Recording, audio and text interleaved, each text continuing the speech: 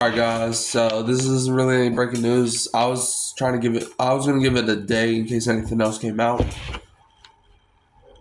But yesterday, we got breaking news. That was yesterday morning. I think it's definitely been probably over 24 hours at this point. Derek Carr retires from the NFL. He is retired after playing 11 seasons. He played 9 seasons with the Oakland/Las Vegas Raiders and then the past 2 seasons with the New Orleans Saints. So I'm gonna pull up. So this is Derek Carr's statement. All right. So upon reflection of prayer and in discussion with is that Heather? Yeah, I've decided to retire from the National Football League. For more than 11 years, we have been incredibly blessed, and we are forever grateful and humbled by this experience. It's difficult to find the right words to express our thanks to all the teammates, coaches, management, ownership, team officials, and especially the fans who made this journey so special. Your unwavering support has meant the world to us. All right.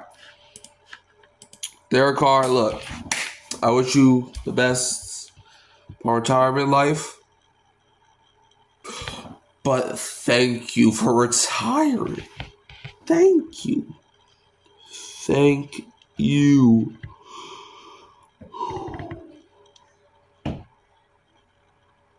You see, Derek Carr is brought here to bring something to the city.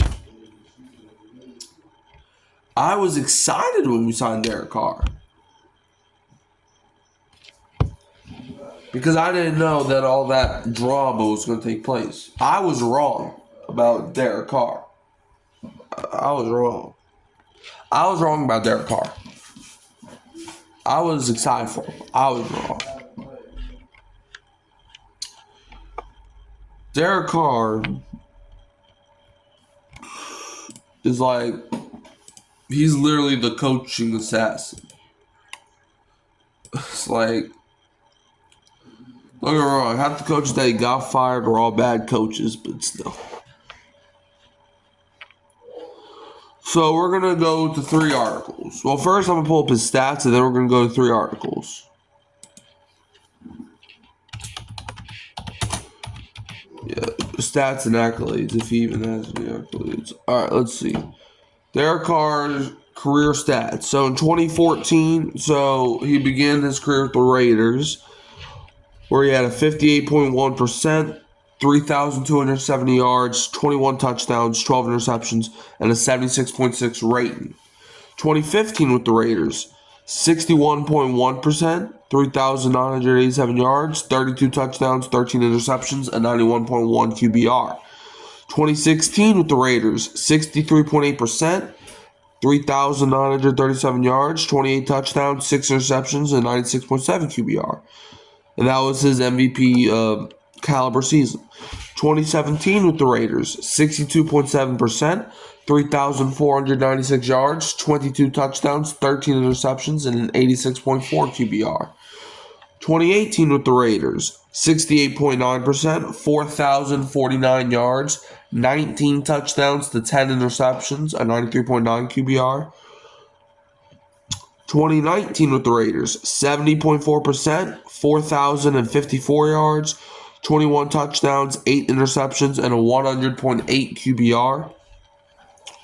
2020 with the Raiders, 67.3%, 4,103 yards, 27 touchdowns, 9 interceptions, and a 101.4 QBR. 2021 with the Raiders, 68.4%, 4,804 yards, 23 touchdowns, 14 interceptions, and a 94.0 QBR.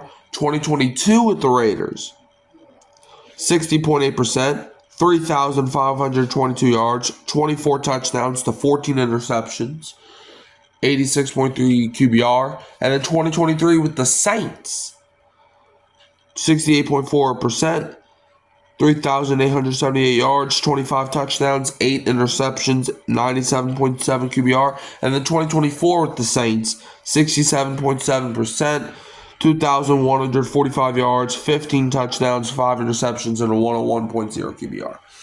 So, yep, 2014 to 2022 with the Raiders, and then 2023 to 2024 with the Saints. 11 years, retired.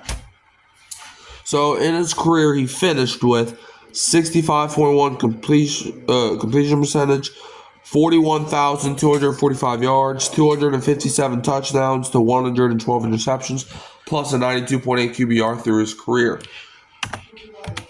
Now I want to see if there's any accolades for Derek Carr. So Derek Carr, he made so Derek Carr was a four-time Pro Bowler, as he made it from 2015 to 2017, and then he also made it in 2022.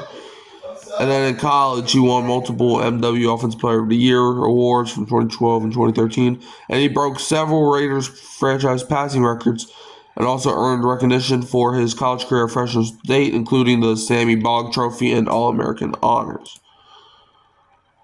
But yeah, in college, he won the Sammy Bogg Trophy in 2013, which is awarded to the nation's top college quarterback, a two-time MW Offensive Player of the Year in 2012 and 2013, a two-time first-team All-MW, and All Mountain West. I think that stands for All Mountain West.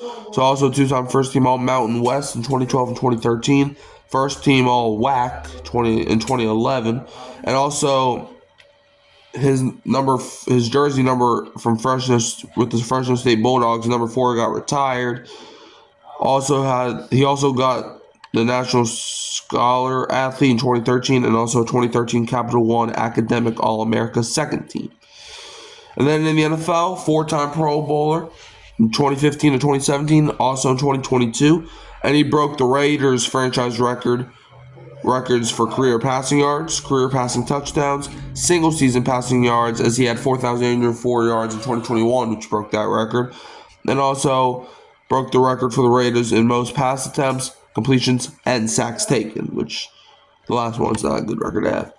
But he also broke the record for 63 wins as a starter for the Raiders, 33 game-winning drives, and he was also third in AP MVP voting in 2016, but we also got to realize he did not finish that season. So yeah, that's everything Derek Carr did. Now, another question. Will he be a Hall of Famer? No, he won't. I don't even know why anybody would think that he will be.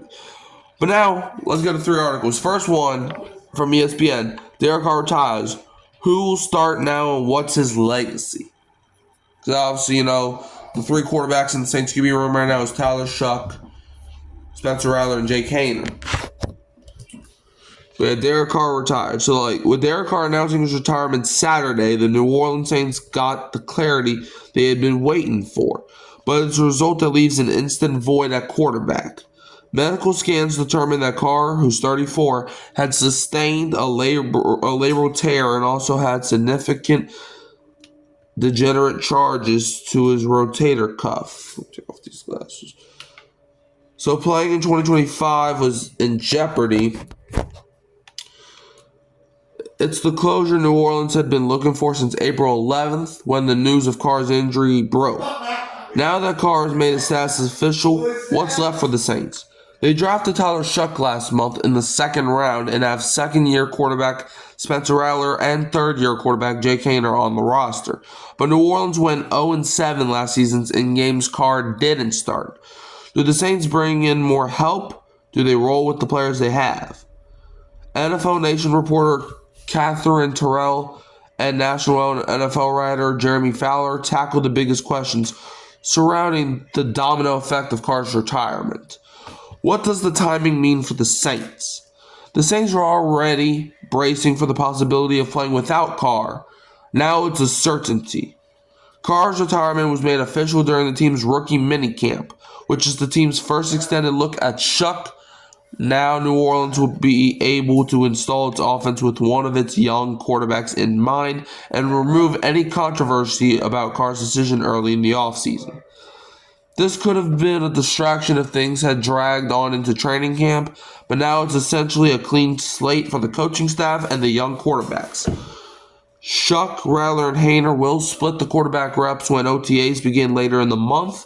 If the Saints elect to make Shuck the starter this season, they could make a decision early and without Carr's potential shadow looming over him. This also makes their 2026 plans easier. Since Carr chose to retire instead of going on injured reserve, they won't have to decide his future when the 2026 offseason begins. That clears one task of the 2026 checklist, which could be lengthy with the number of aging players on the roster, read by Catherine Terrell. How will the Saints proceed at quarterback? Could they bring in another quarterback? Coach Kellen Moore seemed non-committal about Carr as a starter when he had his first news conference as New Orleans head coach in February. Although Moore backed Carr publicly over the next few months, it always seemed likely that he would want to bring in his own guy, and that decision was sealed when the Saints took Shuck in the second round. This staff can now mold the room any way it wants. Right now, it's a room that has 3 young quarterbacks. New Orleans could choose to bring in a veteran. It recently released Ben DiNucci to help mentor. Or it could roll with youth at the position to keep things status quo. The Saints also brought Hunter Deckers in as a tryout player for rookie minicamp, another young quarterback who could try to contend for a practice squad spot if the Saints like what they see. Now, what are the contract/salary cap implications of the move? Carr was due to make $40 million this season, $30 million in base salary, and a $10 million roster bonus. The Saints restructured his contract for salary cap purposes, which brought his base salary down to the league minimum and turned the rest into a signing bonus of $28.75 million to be paid out weekly during the season. According to his contract, that signing bonus was contingent on receiving medical clearance to practice and play. The contract also had contingencies to void the money if he retired from the NFL. According to the retirement agreement, Carr will forfeit the $30 million base salary but retain the $10 million signing bonus. If he does not file retirement papers until June 1st, the Saints will be facing most of the cap implications in 2026. What is the likelihood Carr's retirement is permanent? The people I've talked to Saturday would be pretty surprised if he tried to return. What became clear over the last few months is that Carr's status as a bona fide QB1 was in question. Is he, as of right now, still one of the 32 best quarterbacks in the league? Most certainly, but there wasn't a clear-cut home for him this season. Outside of the Saints and recovering from a serious shoulder injury is an arduous task for a quarterback who turned 34 in March. He will have made more than $200 million for his career when accounting for his 2025 pay on his way out of New Orleans. It just feels like a return would be an uphill battle, though you can't discount a player's potential eagerness to attempt to come back if fully healed. If he doesn't return to the NFL, what is Carr's legacy? Carr's career was underrated in some ways. He played for 6 head coaches, 2 interim, and 5 play callers during his 9 years with the Raiders, plus a new coordinator in each of his seasons with the Saints. Thriving despite that turnover, going on to make 4 Pro Bowls was an impressive feat. He was also durable before his last year in New Orleans, playing 15 or more games in each of his first 10 NFL seasons. In his prime, he was knocking on the door of the top 10 at his position, but he was largely considered a good player who couldn't get a team over the hump and carry it to glory. Carr lost his only playoff appearance, an AFC wildcard game with the Raiders in 2022. So, yeah.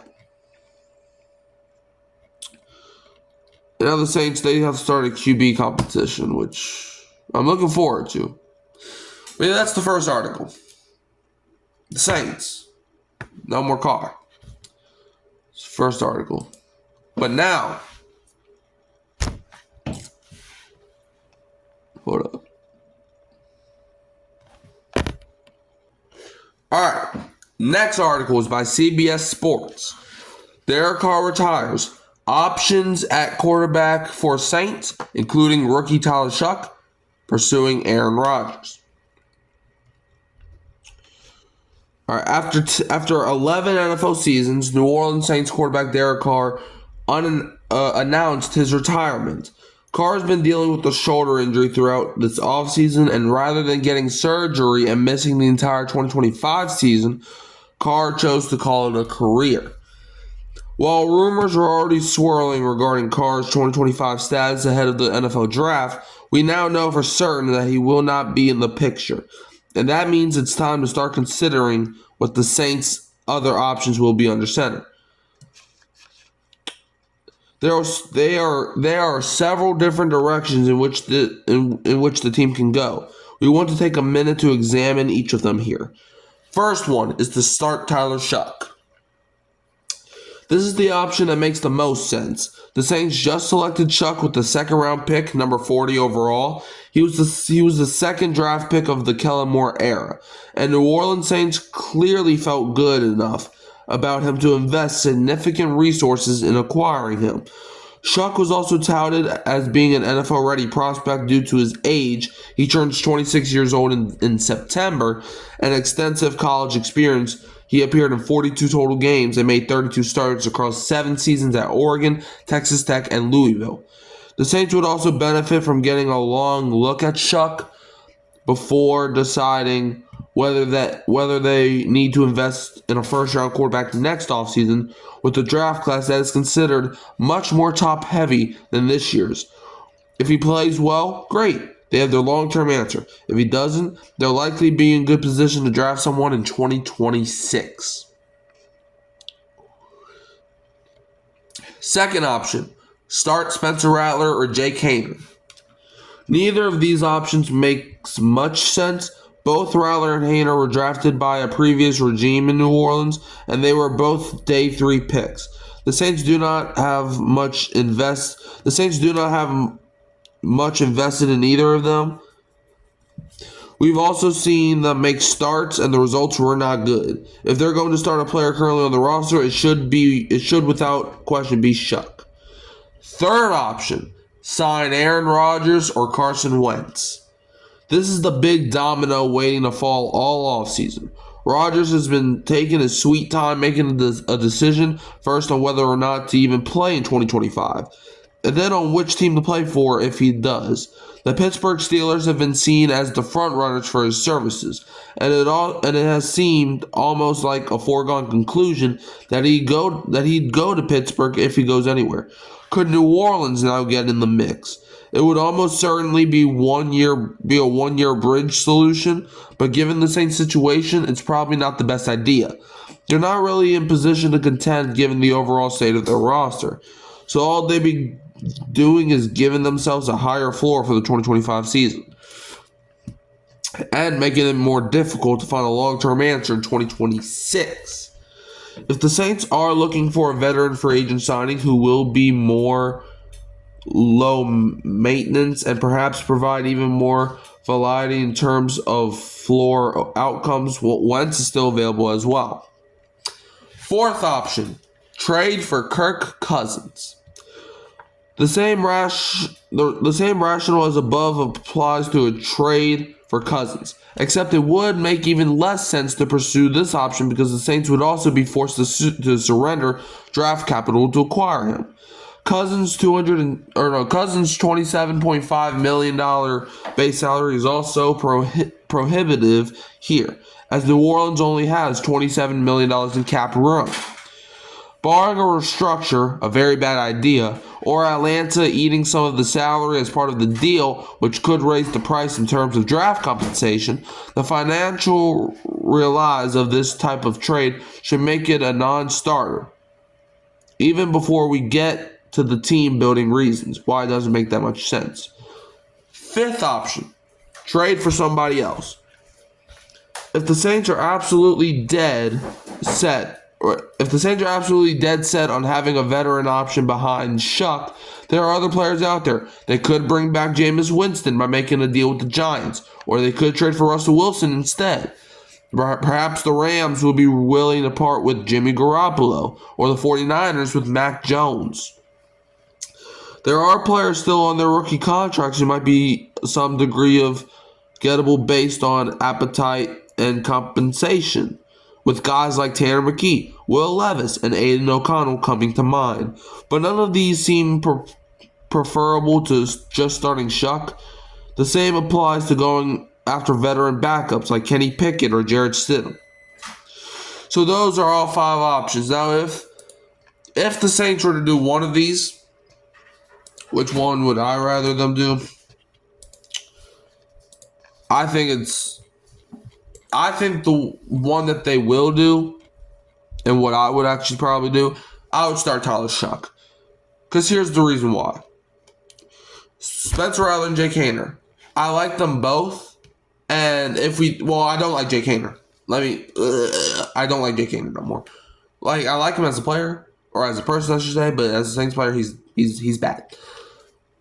I wouldn't be opposed to starting Rattler, but I feel like Kellen Moore would get along well with Tyler Shuck because he's the one that drafted Shuck. And I wouldn't want to sign Aaron Rodgers or Carson Wentz. One, Carson Wentz is terrible. And for Aaron Rodgers, it's just like bringing back Derek Carr. It's literally the same. Trading for Kirk Cousins, you got to pay him that much. You got to pay him $27 million, and that's the rest of our cap space. Plus, Kirk has not been that great lately.